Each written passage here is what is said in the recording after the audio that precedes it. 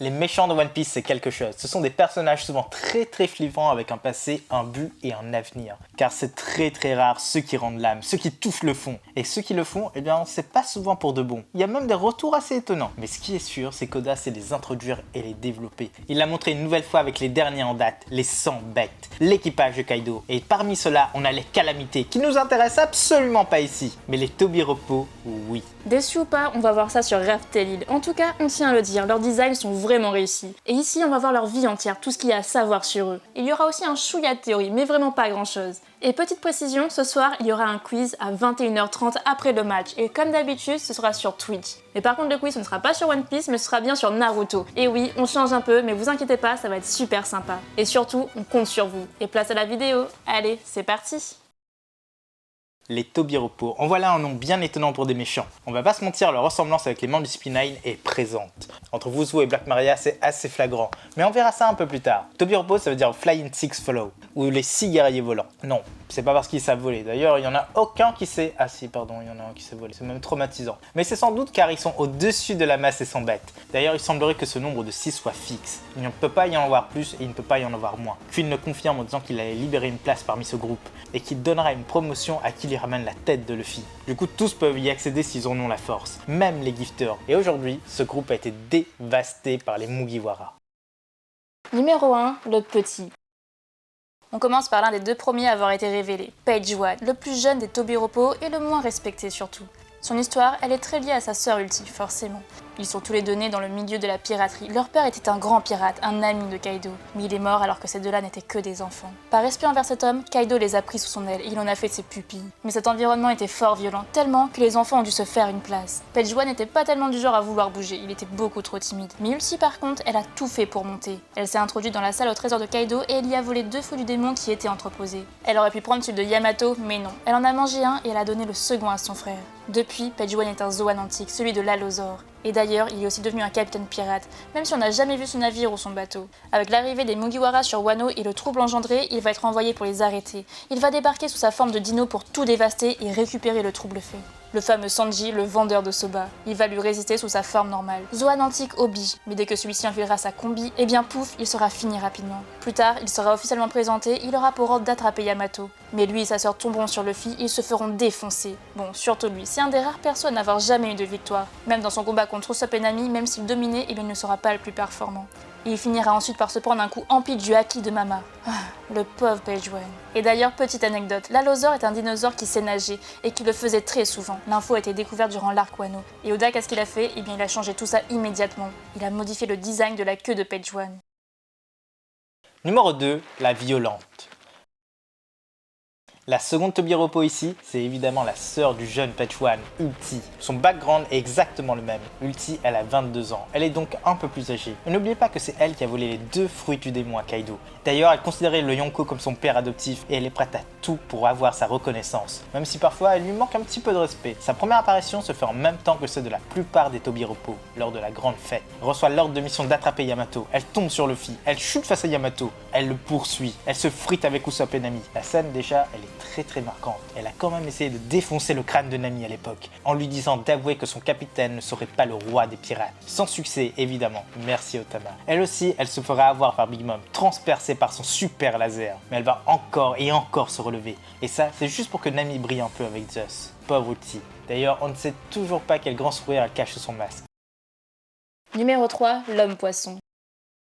Numéro 3, l'homme-poisson. Il n'y a qu'un seul homme-poisson confirmé parmi les Tobiropo et c'est Sasaki. C'est sans doute le moins connu d'entre tous. Il était capitaine pirate avant de rejoindre Kaido. Il a sans doute été battu par celui-ci mais aucune info n'a filtré. Il s'est d'ailleurs fixé pour but d'atteindre le rôle de calamité, mais ce qu'il ne fera jamais. À chaque rencontre avec les 100 bêtes, il aimait échanger avec Denjiro et surtout boire à ses côtés, mais il n'a jamais soupçonné son double rôle. D'ailleurs, quand il recherchait Yamato, il est tombé sur celui-ci, il s'est fait facilement avoir. Ah, le pouvoir de l'amitié. Mais dans son malheur, il aura de la chance car l'attaque de Big Mom le libérera. C'était quand même du gradit de marin pourtant.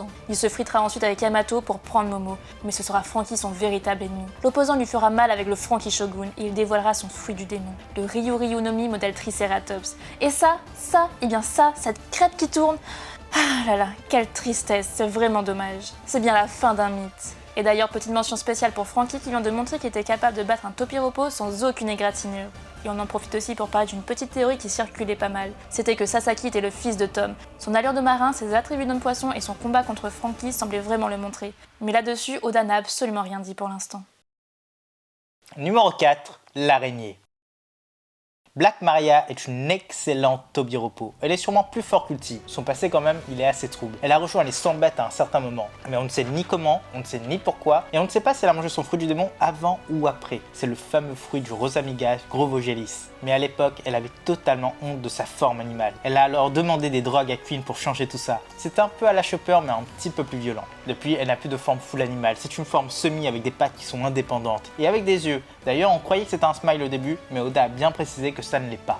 C'est une première pour un Zoan qui n'est pas un smile, ça vous l'avouerez. Elle a aussi d'autres pouvoirs, elle peut créer des illusions terribles, mais on ne sait pas si c'est lié à son fruit du démon. Ses toiles, elles sont également inflammables. Et petit plaisir qu'elle adore avoir, elle se fait un plaisir de traquer et de réduire les hommes en esclavage. C'est ce qu'elle tente de faire avec Sanji, mais heureusement, Robin et Brook débarquent. Le dernier s'occupera de ses toiles alors que la première lui mettra une belle raclée. Son état actuel, inconnu. Petit plus, la censure est parfois cruelle. Et d'ailleurs, son arme aussi a mangé un smile.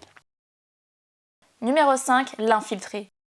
Vous connaissez tous Drake, cet infiltré de la marine à peine caché, car oui, il faut l'avouer, il n'a pas vraiment fait d'efforts pour se cacher. Communication à outrance, gentil, refus de promotion, il était vraiment très louche. En tout cas, c'est le tout premier des Tobiropo à apparaître, et oui, sur Sabaody, en tant que supernova, là où il se fera boxer par Kizaru. Et là, c'était le jeu d'acteur du siècle. Juste après la guerre au sommet, il attaquera une des îles de Kaido, ce qui lui permettra d'intégrer ses rangs. Et c'est aussi lui qui attrapera Caribou et le livrera à Oden. Il accompagnera ensuite Page-One dans sa recherche du vendeur de soba, et il tombera face à l'attaque ultime de Nami. Il va ensuite libérer Hello et il se fera ami-ami avec Hawkins. Enfin bon, ça c'est ce qu'il croyait. Et lorsqu'il décidera d'aider Wuzu dans sa tentative d'assassinat, il se fera facilement avoir, car Queen et son collègue le visaient lui. Il avait découvert son rôle d'infiltré. Mais heureusement, il arrivera à s'enfuir in extremis pour ensuite faire une alliance avec Luffy. Et le reste de la guerre, eh bien, il sera à leur côté.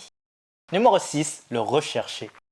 C'est le plus mystérieux, le plus puissant, à notre avis en tout cas, et c'est Wuzuo. Cet homme a une histoire passionnante. Il était un agent du gouvernement dans le passé, un agent du CP9, oui, il y a plus de 12 ans de cela. Donc forcément, on connaît sa formation. Il a été éduqué sur Guanao et a appris les 6 pouvoirs. Il a ensuite intégré les rangs de l'organisation en tant qu'élément prometteur. Mais très vite, un jeune homme est venu l'éclipser, Rob Lucci. Celui-ci était plus fort, plus jeune, plus ambitieux. Alors lui, il a essayé de développer énormément de dérivés du Shingen, mais le véritable tournant de sa vie, c'est lors d'une mission de routine. Il transportait un fruit du démon lambda, le Gomu. Et pour une raison encore inconnue, l'équipage d'Uru les a pris en chasse. Le fruit a été volé.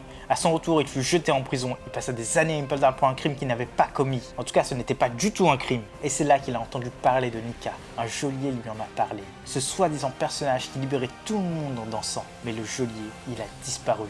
On l'a fait taire à jamais. Plus tard, il réussit à s'évader. Il fila dans le Nouveau Monde et il intégra les rangs de Kaido. On ne sait pas quand il a mangé son fruit du démon, mais il est fort à parier que ce soit après. Sinon, le gouvernement l'aurait tué pour le récupérer. Il est devenu Tobiropo avec cette haine en lui. Et quand il a entendu parler de Luffy il y a 2 ans de cela, son sang n'a fait qu'un tour. Et il a attendu patiemment pour poser ses questions, ce qu'il a fait lors de l'apparition de Jinbei. Car le symbole des pirates du soleil, c'est aussi le symbole de Nika. Hélas, il n'aura jamais ses réponses, le pauvre. Petite précision, il a bien mangé le fruit du tigre à dents de sabre. Et voilà Nakama, c'est déjà la fin de cette vidéo. On espère que ça vous a plu, donc n'hésitez pas à laisser le petit like, à nous faire un commentaire pour nous dire ce que vous en avez pensé ou ce que vous voulez. Et surtout, n'oubliez pas de vous abonner, ce n'est pas déjà fait. A bientôt les accros de One Piece.